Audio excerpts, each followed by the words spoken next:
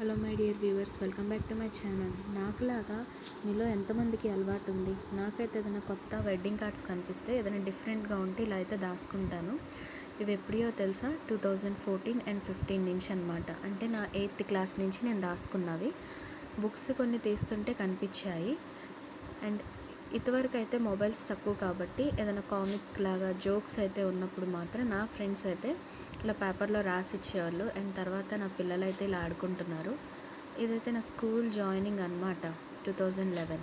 ఇదైతే చూడండి, wedding card ఎంత వెరైటీగా ఉందో, హార్మోనీ లాగా.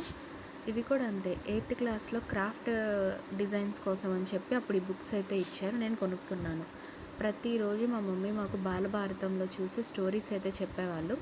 అండ్ ఫైనల్ ఇదైతే నా వెడ్డింగ్ కార్డ్. ఇది కూడా నేను జాగ్రత్తగానే దాచుకున్నాను. మీలో ఎంతమందికి ఉంది అలవాటు? అండ్ నా ఫ్రెండ్స్ అయితే నా 9th క్లాస్లో చాక్లెట్స్ అయితే ఇచ్చి ఇలా గ్రీటింగ్ ప్రిపేర్ చేశారు. నాకు ఫస్ట్ నుంచి డాగ్స్ అంటే చాలా ఇష్టం. నా ఫ్రెండ్స్ అయితే ఏదైనా ఇవ్వాలన్నా నాకు ఇలాంటివే ఇచ్చేవాళ్ళు. Dogs stickers and dogs papers అన్నీ ఇలాగా.